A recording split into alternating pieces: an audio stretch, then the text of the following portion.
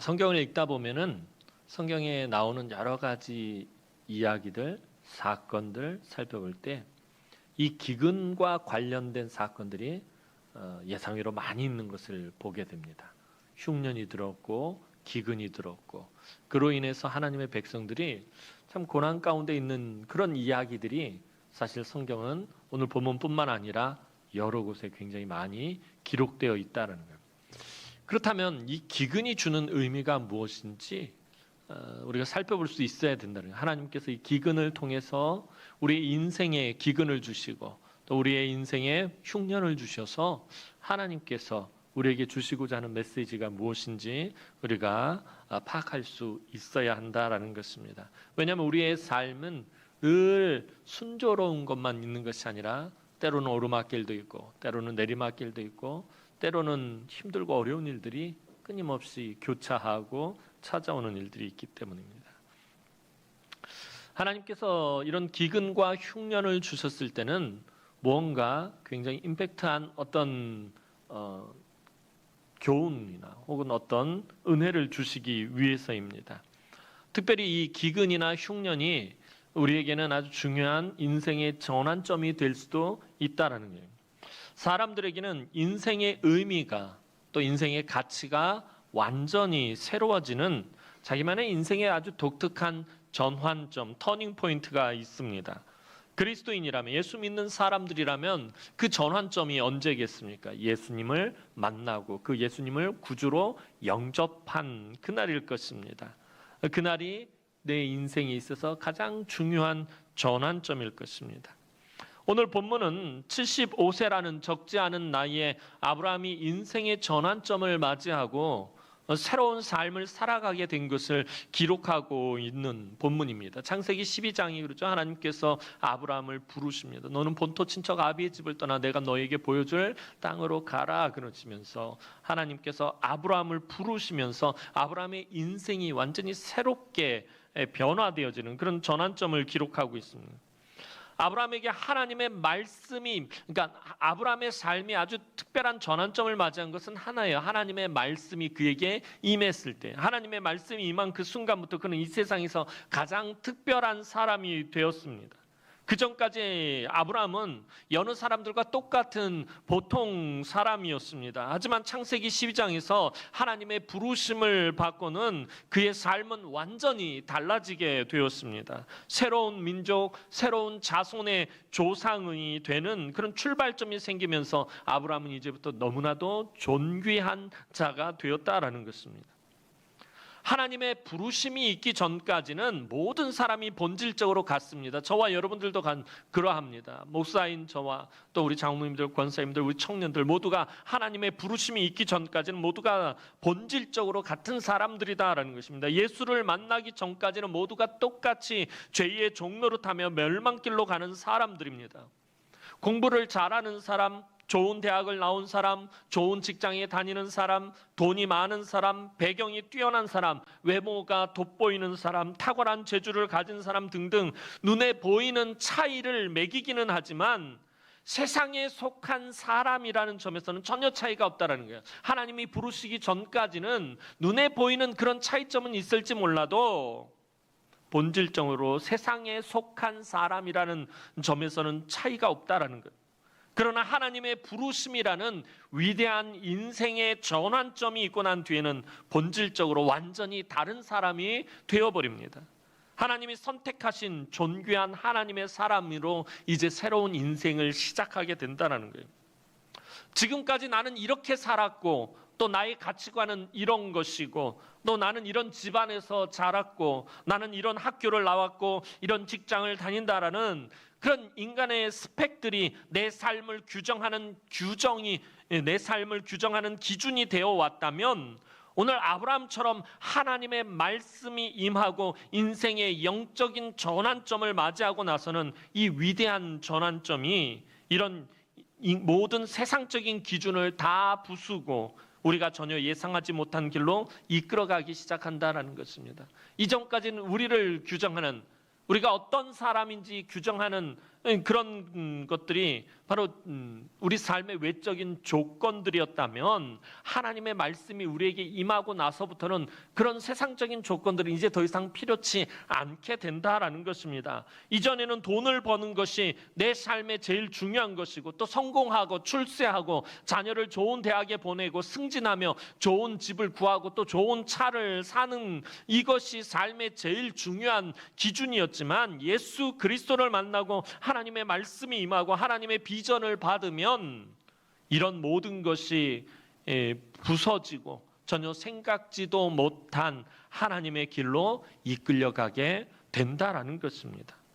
이제 아브라함은 중요한 인생의 전환점을 맞이하고 갈 바를 알지 못한 채 자신이 이전에 살던 삶의 현장을 떠나야 했습니다. 그 전에 자기가 살아왔던 갈대아 우르나 하란에서의 삶의 마침표를 찍고 하나님이 약속하신 전혀 다른 삶을 살기 위해서 그는 지금까지의 모든 삶을 버리고 떠나야 했습니다. 그런데 창세기 12장 5절을 보면 아브라함이 하나님이 약속하신 가나안 땅에 들어가기까지 그의 여정이 결코 순탄하지 못했음을 알 수 있습니다. 창세기 12장 5절 하반절 말씀 잠시 보도록 하겠습니다. 창세기 12장 5절 하반절 말씀입니다. 시작.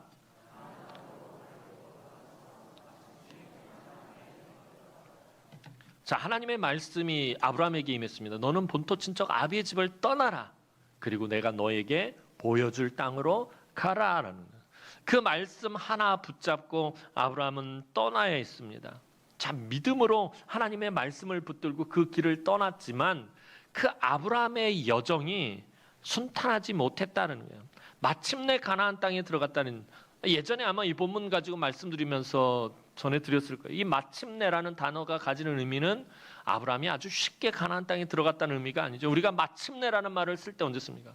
드디어 마침내 삼성 라이온스가 우승했습니다 할 때 아주 쉽게 우승했다는 의미가 아니죠. 아유 고생했더니 정말 어렵게 오래 기다렸다가 드디어 우승했다는 거예요. 쉽지 않았다라는 의미를 나타내는 말이 이 마침내라는 말입니다. 마침내 가나안 땅에 들어갔다라는 거예요. 하나님의 약속하신 그 땅이 들어가기가 그렇게 쉽지 않았다라는 것입니다. 그가 하나님의 말씀을 붙들고 그 하나님의 말씀을 따라가는 그의 여정이 어땠습니까? 그의 앞에는 거칠고 메마르고 척박한 광야길이 펼쳐져 있었습니다. 하나님의 부르심이 있었고 그 부르심에 순종했고, 그래서 순조로울 줄 알았던 여정이, 쉬울 줄 알았던 여정이 너무나도 힘겨웠습니다. 아브라함은 아주 큰 기대를 품고 가나안 땅을 향해서 출발했을 것입니다. 그리고 힘들고 어렵게 가나안 땅에 마침내 도착합니다. 그런데 막상 그 땅에 도착해 보니까 하나님께서 약속해 주신 땅, 하나님께서 너와 네 자손에게 주리라 약속하신 그 땅에 도착해 보니까 아무도 아브라함을 반겨주는 것이 아니었습니다. 경계하며 무서운 눈빛으로 아브라함을 바라보는 것이었습니다. 웬 이방인이 이곳에 들어왔나는. 아브라함은 자신만을 위한 아름다운 땅이 자기를 주인으로 기다리고 있을 줄 알았습니다. 하나님께서 약속하셨으니까, 야, 하나님이 약속하신 땅이라면 정말 좋은 땅, 정말 아름다운 땅, 정말 귀한 땅이 나를 기다리고 있을 것이다라고 그렇게 생각하면서 걸어왔었을 것입니다. 그런데 아브라함은 정말 속았다라는 생각이 들 정도로 하나님께서 약속하신 그 땅에는 아무것도 준비되어 있지 않다라는 사실을 목격하게 됩니다. 하나님이 약속하신 땅인데 그 땅에 도착해 보니까 자기를 위해서 준비된 것이 아무것도 없더라는 것입니다. 집도 준비되어 있지 않았고, 자기가 차지해야 할 땅도 사실 이게 내 땅이다라고 말할 수 없는 형편이에요. 왜냐하면 그 땅에 이미 원주민들이 들어와 살고 있었기 때문에, 다른 족속들이 이미 땅을 다 차지하고 있었기 때문에 한 조각이라도 아브라함에게 주려고 하는 사람조차 없었다라는 것입니다. 나중에 사라가 죽었을 때 막벨라 굴을 아주 비싸게 바가지를 써가면서 아주 비싼 돈 주고 아주 손바닥만큼 조그만 땅을 구입하기는 합니다. 그러나 그 땅 외에는 아브라함은 살아 생전 그 땅을 사지를 못합니다. 하나님의 약속하신 땅에 들어간 아브라함은 9절 말씀을 보면 이제 점점 남쪽으로 이동하는 것을 보게 됩니다. 9절 말씀 보겠습니다. 9절 말씀 짧지요? 읽어봅니다. 시작. 자, 약속의 땅에 들어간 아브라함의 행보 아주 짧고 간단하게 성경은 기록하고 있습니다. 점점 남방으로 옮겨갔더라. 남쪽으로 내려가고 있더라는 거예요. 원래 아브라함이 있었던 갈대아 우르와 하란은 이 가나안 땅에서 한참 저 위에 북쪽이었습니다. 그러니까 아브라함이 이 가나안 땅에 들어올 때는 북쪽으로 해서 들어왔습니다. 북쪽으로 해서 점점 들어왔는데 이게 아무리 생각해도 이게 약속의 땅인지 어딘지 잘 모르겠는 거예요. 그 땅에 들어와서도 여전히 하나님의 이름을 부르고 제단을 쌓고 하나님과 계속 하나님께 예배드리고 그런 믿음의 삶을 살았지만 그의 행보는 점점 밑으로 내려가는 것이었다는 거예요. 아브라함 왜 남쪽으로 점점 옮겨간 것입니까? 그 땅이 하나님이 주겠다고 하신 약속의 땅 같지가 않았기 때문입니다. 하나님이 이 땅을 주시겠다고 하셨는데 아무것도 준비가 되어 있지 않은 거예요. 이 땅이 아닌가 보다. 이 땅이 하나님이 나에게 주시겠다고 말씀하신 땅이 아닌가 보다 라면서 점점 밑으로 내려가기 시작한 거예요. 밑으로 점점 내려갔던 이유는 그 당시에 애굽은 세상에서 가장 풍요롭고 가장 기름진 곳이었고 항상 양식이 넉넉한 곳이었어요. 아무리 생각해도 애굽이 하나님이 약속하신 땅 같더라는 거예요. 그래서 그 땅 가까이로 점점 내려가고 있었던 것입니다. 지금 이 가나안 땅에서는 아무런 관심도 가져주지 않고 친절을 베푸는 사람도 없고 따뜻하게 대접해 주지도 않습니다. 차라리 갈대아 우르나 하란 땅이 더 좋은 것 같았습니다. 아무리 생각해봐도 하나님이 약속하신 그런 축복의 땅 같지가 않았습니다. 그래서 그곳을 떠나 조금씩 남쪽으로 내려가게 된 것입니다. 그런데 설상가상으로 큰 문제가 또 아브라함의 삶에 터집니다. 하나님께서 주시겠노라고 약속하신 그 땅, 그래도 남쪽 끝자리에서 그래도 버티고 있었는데 그 땅에 기근이 찾아옵니다. 오늘 본문 10절 말씀 보도록 하겠습니다. 10절 말씀입니다. 시작.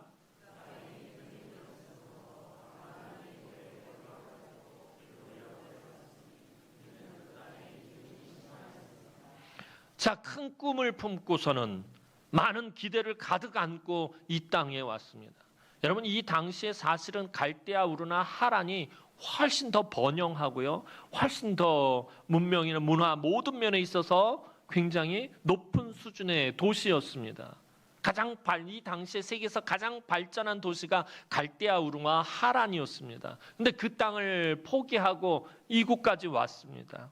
이곳에 올 때는 얼마나 푸른 꿈을 꾸고 왔겠습니까? 내가 갈대아 우르나 하란과 같은 아주 발전한 도시를 버리고 아주 좋은 곳을 버리고 내가 하나님 말씀하신 곳 어딘지도 모르겠고 하나님의 어떤 땅이라고 말씀해 주시지 않은 곳 그곳을 찾아갈 때는 정말 많은 꿈과 기대를 가지고 찾아갔었을 것입니다. 하지만 하나님께서 약속하신 땅에서 풍성한 삶, 배부른 삶은 고사하고 먹고 살기 위해서 몸부림쳐야 하는 삶의 현실에 직면하게 되었다라는 것입니다. 오늘 우리가 신앙생활하면서 가장 어려운 부분이 무엇입니까? 삶의 현실입니다.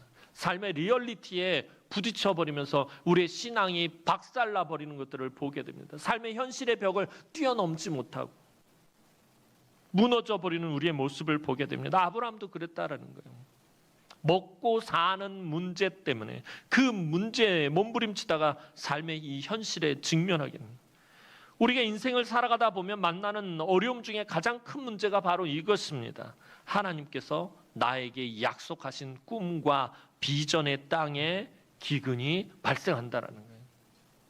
하나님이 나에게 약속하신 것인데 아무것도 준비가 되어 있지 않더라는 거예요. 거기에다가 설상가상으로 흉년이 찾아오고 기근이 들고 먹고 사는 문제 때문에 삶의 현실적인 문제 때문에 근심하고 걱정해야 됐다는 거예요. 하나님을 만나고 따르고 의지하고 섬기고 헌신하는데 왜 여전히 먹고 살기 위해 몸부림쳐야 하는 것입니까? 왜 우리가 주일마다 모여서 예배하고 정말 아침 일찍부터 모여서 여러분들 정말 열심히 헌신하고 봉사하고 땀 흘려가면서 수고하고 예배하고 이 시간에 피곤한 몸이 끌고 또 나와서 예배하고 이렇게 하나님 앞에서 열심히 사는데 왜 여전히 우리 삶의 현실은 먹고 사는 문제로 몸부림쳐야 하느냐라는 것입니다. 열심히 예배 참석하고 헌금하고 안 되는 어려운 형편 가운데서도 정말 모아서 하나님 앞에 또 헌금하고 또 뭐 힘들고 아픈 몸 이끌고 봉사하고 충성하는데 왜 우리의 삶에 계속해서 근심과 걱정과 염려의 문제가 떠나지 않느냐는 거예요. 우리 청년들 같은 경우에 정말 세상에 좋은 것들을 다 내버려 두고 하나님 앞에 나와서 정말 정결하고 순결하게 헌신하고 예배하고 봉사하고 금요일 저녁마다 정말 찬양팀으로 서가면서 금요일 밤에 정말 하나님 앞에 부르짖으며 간구하는데 왜 대학 진학의 문제, 취업의 문제, 결혼의 문제, 건강의 문제, 물질의 문제가 발생하느냐라는 거예요. 왜 삶의 현실은 끊임없이 우리의 발목을 붙잡느냐라는 것입니다. 아주 어렵게 믿음을 붙들었는데, 그리고 하나님 말씀에 순종했는데, 그리고 정말 최선을 다해서 헌신했는데 내 삶의 지경에서는 되는 일이 없더라는 거예요. 너무나도 가슴 답답합니다. 그러면 우리의 신앙에 회의가 생기고 의심이 생기기 시작합니다.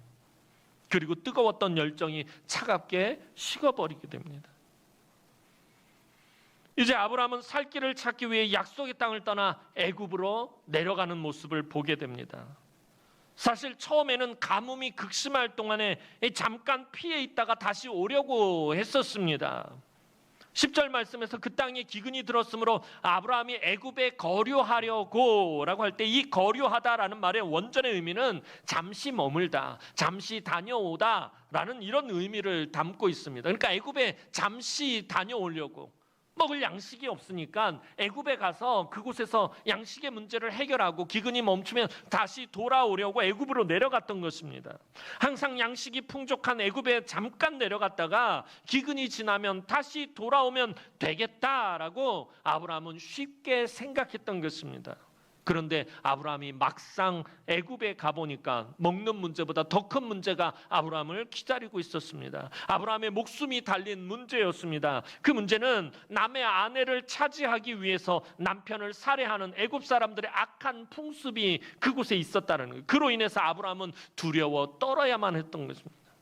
그래서 아브라함은 살기 위해서 자기의 아내 사라가 자기 누이라고 거짓말을 했고, 그로 인해서 이제는 아내까지 애굽 왕에게 빼앗기는 어려움을 겪게 됩니다.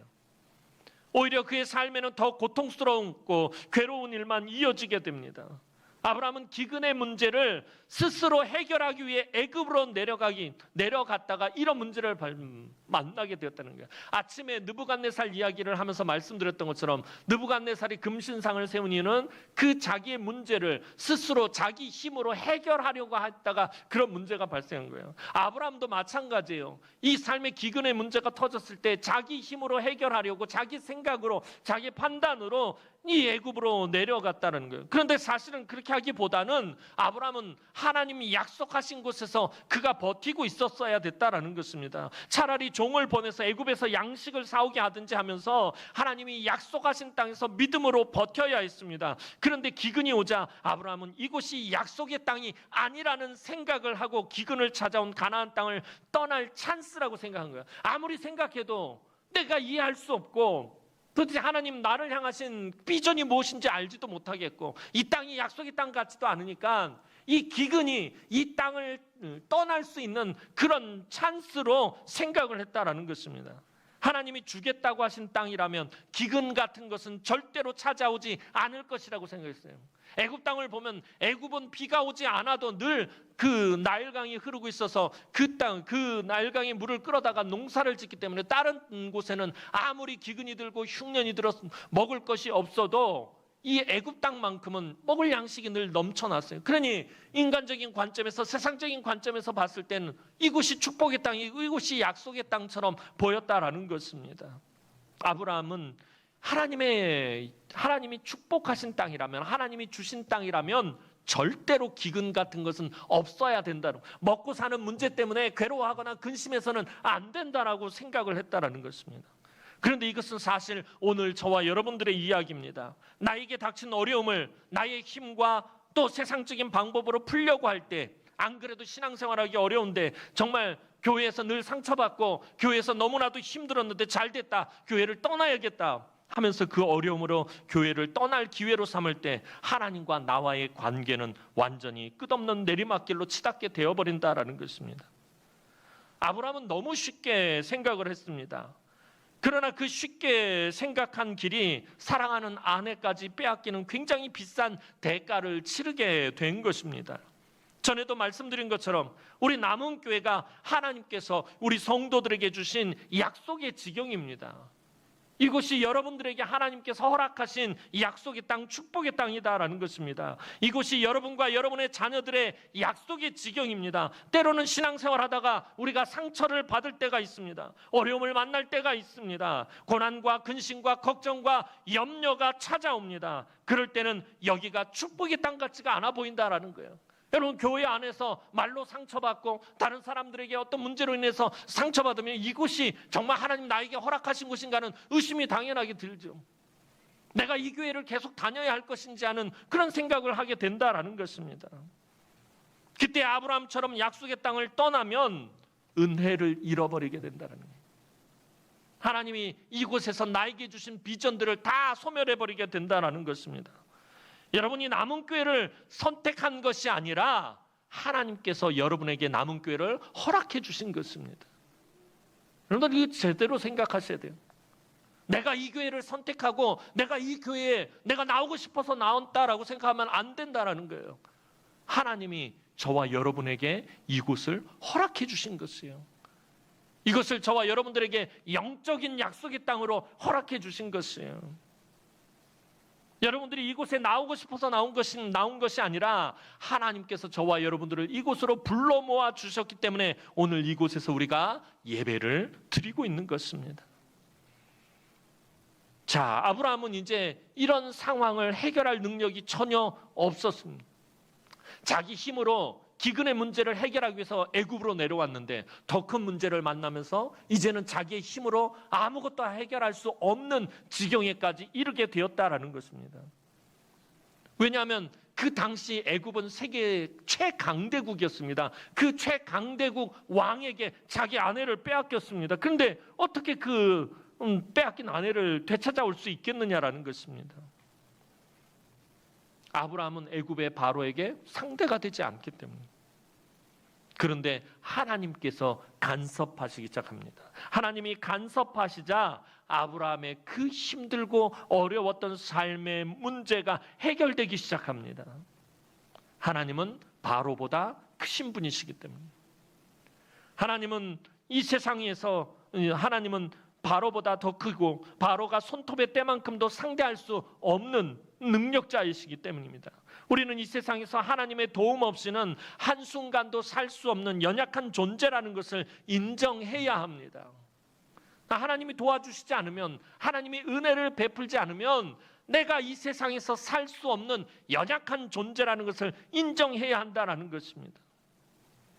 하나님은 내 힘과 내 재능과 내가 가진 것으로 모든 어려움을 다 이겨내라고 우리를 이 세상에 살게 하시는 것 아닙니다. 내가 가진 지식, 내가 가진 능력, 내가 가진 그런 스펙을 가지고 이 세상에서의 어려움들을 이겨내라라고 하나님 우리를 이 세상에 보낸 것이 아니다라는 거예요. 그거 불가능한 것입니다. 여러분, 우리가 가진 것으로 이 세상에서 만나는 그 수많은 고난과 고통과 그런 것들과 싸워서 이길 수 있습니까? 아닙니다. 불가능합니다. 하나님께서 매일 매 순간 우리의 삶에 계속해서 간섭하지 않는다면 우리는 제대로 살아갈 수가 없다라는 것입니다. 그걸 인정해야 된다는 거예요. 하나님의 주권을 인정해야 된다. 내 힘과 능력과 지식으로 삶의 문제들을 해결해 나간다면, 목사님, 저는 제가 가진 능력과 내가 가진 지식과 내가 가진 힘을 가지고 내 삶의 문제들을 해결해 나가는데요? 라고 말하는 분이 혹시 있다면 여러분, 그건 축복이 아니다라는 거예요. 하나님의 백성들에게 있어서, 믿는 사람들에게 있어서 자기의 힘과 능력으로 삶의 문제들을 해결해 나가는 것은 축복이 아닙니다. 오히려 그게 실패한 인생입니다. 믿는 사람에게는 하나님의 간섭하심과 다스리심 안에서 살아가는 것이 축복입니다. 내가 하나님의 힘을 덧입어서, 하나님의 능력을 덧입어서 하나님 나에게 주시는 그 지식을 가지고, 그 지혜를 가지고 그리고 살아가는 것이 축복이다라는 것입니다. 삶의 인간적이고 세상적인 기준들을 철저히 깨트리고 하나님의 통치하심 안으로 들어오게 하려고, 그래서 하나님은 우리 삶에 끊임없이 기근을 주시는 것입니다. 우리가 세상에서 인정받는 이유, 믿는 사람들이 세상에서 인정받는 이유는요, 내가 가지고 있는 스펙들로 인정을 받는 것이 아니라 나와 함께 하셔서 나를 지키시고 나를 보호하시고 나를 인도하시는 그 하나님께만 있어야 한다는 것입니다. 하나님이 나에게 주시는 힘과 능력과 지혜를 가지고 인정을 받는 것이지, 내가 가진 것으로 나의 개인적인 스펙을 가지고 인정받는 것 아니다라는 것입니다. 세상 사람들에 비해서 세상 사람들과 우리 믿는 사람들을 비교해 볼 때 세상 사람들보다 우리가 우월한 것이 무엇이 있겠습니까? 세상적인 기준을 가지고 세상 사람들과 비교하면 우린 절대로 세상 사람들을 이길 수가 없습니다. 우리는 세상적인 기준을 가지고 살아가는 사람들이 아니기 때문에요. 세상 사람들에 비해서 우리가 우월할 수 있는 오직 한 가지는 하나님이 나와 함께 하신다라는 것입니다. 이게 우리가 가진 유일한 우월성입니다. 이거 외에 다른 것으로 세상 사람들을 이길 수가 없습니다. 이거 외에 다른 것으로 세상 사람들을 이기려고 해서도 안 된다라는 것입니다. 하나님이 나와 함께 하시는 것, 내가 하나님과 동행한다라는 것, 이게 저와 여러분들이 가진 가장 큰 우월성이다라는 것입니다. 하나님은 당신의 백성들이 어떤 형편과 어떤 처지와 상황에 있는지 누구보다도 잘 알고 계십니다. 그래서 하나님의 때가 차면 반드시 자기 백성들을 회복하십니다. 하나님은 자기 고향, 자기 친척, 아비의 집을 떠나서 하나님만을 의지하는 아브라함을 지키시는 일에 한 번도 실패하지 않으셨습니다. 오늘 저와 여러분들도 마찬가지입니다. 하나님을 찾고 구하고 의지하려고 하는 자들을 지키시는데 하나님은 한 번도 실패하지 않으신다라는 것입니다. 그래서 참된 그리스도인의 모습은 항상 하나님을 찾고 구하는 모습, 즉 기도하는 모습으로 나타나야 합니다.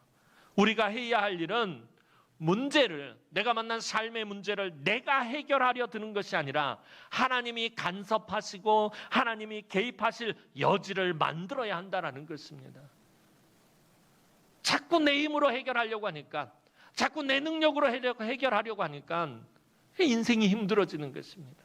하나님이 내 삶에 간섭하시도록 하나님께서 내 삶에 개입하실 수 있는 여지를 만들어야 한다는 것입니다. 그것이 기도인 것입니다. 우리의 삶의 능력은 우리가 하나님을 얼마나 실제적으로 인정하느냐에 달려있다는 거예요. 내 삶의 현실 속에서 내가 실제적으로 하나님을 어떻게 만나고 그 하나님을 내 삶 가운데서 어떻게 체험하고 그 하나님을 내가 어떻게 인정하느냐에 따라서 내 삶이 달려있다는 것입니다. 기도는 하나님이 우리의 주인 되시고 하나님 되심을 인정하는 것입니다. 기도는 하나님께서 내 삶을 통치하실 여지를 만드는 것입니다. 하나님, 내 삶을 다스려 주십시오. 내 삶을 통치해 주십시오. 내 삶에 간섭해 주십시오. 내 삶을 개입해 주십시오. 하나님, 내 삶을 좀 만져주십시오. 하나님, 내 삶을 운전해 주십시오. 그것을 요구하는 것이 기도인 것입니다.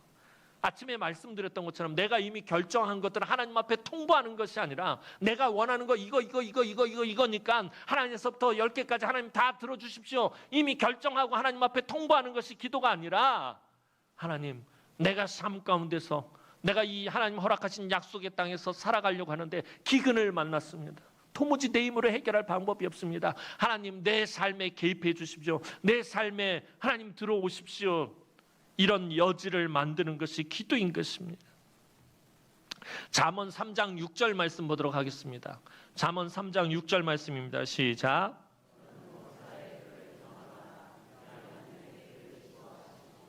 너는 범사의 그를 인정하라는 거예요. 범사의 그를 인정하라는 게 뭐예요? 내 삶의 현실에서도 하나님을 인정하라는 거예요. 이 주일날 이곳에 모여서 예배당 안에서만 하나님을 인정하라는 것이 아니라 내가 월요일부터 토요일까지 세상에서의 내 삶 가운데서도 하나님을 실제적으로 인정하라는 거예요. 하나님의 다스리심과 하나님의 통치하심을 인정하라는 것이에요. 그리하면 내 길을 지도하시리라는 거예요. 너의 길을 이끌어 주신다라는 것입니다. 우리가 이 부분을 가지고 하나님 앞에 나아가지 않는 한 하나님 내 삶에 간섭하지 않는다는 거예요. 하나님 내 삶을 간섭해 주십시오라고 하나님 앞에 요청하기 전에는 하나님 내 삶에 간섭하지 않으신다라는 것입니다. 우리는 살아가다가 삶 가운데서 때때로 기근을 만나서 애굽에 내려가기도 합니다. 믿음으로 버텨보려고 하지만 우리도 아브라함처럼 때때로 세상으로 내려갈 때도 있어요. 내려가면 안 되는 줄 알면서도 먹고 살기 위해 애굽으로 내려갑니다. 안 되는 줄 알면서도 세상으로 발걸음을 옮깁니다. 안 되는 줄 알면서도 주의를 어깁니다. 안 되는 줄 알면서도 세상 사람들처럼 살아갑니다. 이때 우리를 다시 약속의 땅으로 돌려놓는 것이 바로 하나님을 찾고 구하는 기도인 것입니다. 그래서 그리스도인들은 기도를 쉬어서는 안 되는 거예요. 사무엘이 마지막에 내가 기도를 쉬는 죄를 범하지 않겠다라고 말한 이유가 거기에 있는 것이에요. 여러분, 믿는 사람들이 기도를 쉬는 것은 죄를 범하는 것이라고 사무엘 선지자는 말하고 있어요. 왜요? 기도가 내가 하나님을 전적으로 의지하는 그 방편이기 때문에, 내 힘으로 하지 않고 내 능력으로 하지 않고 하나님이 주신 힘과 하나님이 주신 능력으로 내 삶을 살아가겠다라는 고백이 기도이기 때문에, 하나님은 결국에 아브라함을 지키셨고요, 모든 것을 이전보다 더 풍성하게 회복시키십니다. 아브라함은 이런 힘들고 비싼 대가를 치르고 한 가지를 분명히 깨닫게 됩니다. 어찌 되었든지 간에 하나님이 나에게 허락하신 곳을 내가 떠나서는 안 되는구나. 기근이 찾아오든지 고난이 찾아오든지 어려움이 찾아오든지 아픔이 찾아오든지 나는 하나님이 주신 이 약속의 땅에서 머물러야 된다는 거예요. 내가 이곳에서 죽으면 죽으리라. 이것이 하나님께 부름을 받고 꿈과 비전을 받은 자들의 삶이라는 것을 아브라함은 깨닫게 됩니다. 사랑하는 성도 여러분, 약속의 땅에도 기근은 분명히 찾아옵니다. 하나님이 약속하신 곳인데, 하나님 축복하신 곳인데 그곳에도 기근은 찾아옵니다. 때로는 고난도 찾아옵니다. 때로는 무서운 질병도 찾아옵니다. 약속하신 꿈과 비전에도 어려움은 분명히 있다라는 것입니다. 그러나 기근으로 인해서 하나님의 약속의 땅에서 하나님의 꿈과 비전에서 떠나지 마시기 바랍니다. 죽으면 죽으리라는 에스더와 같은 믿음으로 하나님만 붙잡을 때 하나님은 분명히 우리의 삶에 개입하셔서 도저히 해결할 수 없었던 문제들, 세상의 바로왕에게 빼앗겼던 우리의 모든 것들을 하나님 회복시키시고 돌려주실 것입니다. 금요 기도회 때 에스더서를 강의하고 지난주에 마쳤어요. 에스더서를 보면 하나님이란 그 하나님 여호와라는 이름이 한 번도 등장하지 않아요. 에스더서를 묵상하다 보면 마치 하나님이 계시지 않는 것 같고 하나님이 함께하지 않는 것 같은 상황 속에서라도 하나님 보이지 않게 그 백성들을 지키고 보호하시고 그 백성들을 위해서 쉼없이 일하신다라는 것입니다. 하나님은 그 백성들을 위해서 일하시는 분이십니다. 또 그 백성들에게 간섭하기를 원하시는 분이십니다. 여러분, 에스더가 내가 죽으면 죽으리라. 하나님은 나를 죽이시기도 하고 살리시는 분이시고, 하나님은 나를 높이시기도 하고 낮추시기도 하고, 하나님은 나를 가난하게도 하고 부유하게도 하시는 분이십니다라는 그 하나님의 주권을 인정하는 고백을 하면서 하나님 앞에 나아갔을 때 하나님께서 에스더와 그 바사 땅에 있는 모든 유대인들을 지키고 보호하셨다는 거예요. 그리고 나중에 결국 그들을 더 높이셨다는 거예요. 여러분, 약속의 땅에서 기근을 주신 분도 하나님이시고 기근을 거두어 가시는 분도 하나님이시다라는 것입니다. 우리가 신앙생활하면서 왜 기근이 찾아올까? 왜 우리가 고난을 당하게 될까? 왜 우리가 어려움과 근심과 걱정과 염려와 시험과 환난을 만나게 되는 걸까? 여러분들 근심하지 마세요. 그것을 주신 분도 하나님이시지만 그걸 거두어 가시는 분도 하나님이십니다. 나에게 닥친 고난을 여러분 쉽게 피해보려고 인간적인 방법을 택하다가는 하나님과의 관계가 끝장나게 됩니다. 여러분의 삶 가운데서 간섭하시고 주권적으로 통치하시는 하나님을 반드시 기억하시기 바랍니다. 이 세상보다 크신 하나님, 이 세상의 바로보다 크신 하나님, 때로는 우리로 하여금 실컷 고생하게 하시다가도 결국에는 우리의 인생에 개입하셔서 승리하게 하시는 그 하나님만을 믿고 의지하고 구하며 그 하나님과 함께하는 삶을 살면서 승리하시는 사랑하는 주의 귀한 우리 남흥이 모든 성도들과 우리 청년들 되기를 주님의 이름으로 축원합니다. 기도드리겠습니다. 사랑이 많으신 하나님 아버지, 우리가 이 험한 세상을 살아가다 보면 우리의 삶에 끊임없이 참 폭풍과 같이 어려움이 몰아쳐오는 것을 보게 됩니다. 또 하나님 축복하신 땅, 하나님이 약속하신 지경에 거하면서도 우리의 삶에 기근이 찾아오고 우리의 삶이 참 내가 원하는 대로, 내가 뜻한 대로 이루어지지 않음을 하나님 보게 됩니다. 그때마다 우리가 낙심하고 절망하고 주저앉을 것이 아니라 내 삶을 주권적으로 이끌어 가시는 그 하나님만 바라볼 수 있도록 은혜를 베풀어 주옵소서. 내 삶에 개입하시고 내 삶을 다스리시고 내 삶을 이끌어 가기를 원하시는 그 하나님을 바라볼 수 있도록 은혜를 베풀어 주옵소서. 하나님께서 나에게 허락하신 지경에서 기근을 만날 때마다 하나님 그 기근 속에 숨겨져 있는 은혜들을 또 축복들을 하나님의 능력들을 도리어 발견할 수 있도록 하나님께서 은총을 베풀어 주옵소서. 그래서 이 험한 세상 살아갈 때 늘 하나님과 함께 동행하며 승리하게 하시고 삶의 현실의 문제에 직면할 때마다 그 삶의 현실을 그곳에서도 함께 하시는 그 하나님을 체험할 수 있도록 하나님께서 은총을 베풀어 주옵소서. 감사를 드렸고 예수님의 이름으로 기도하옵나이다. 아멘.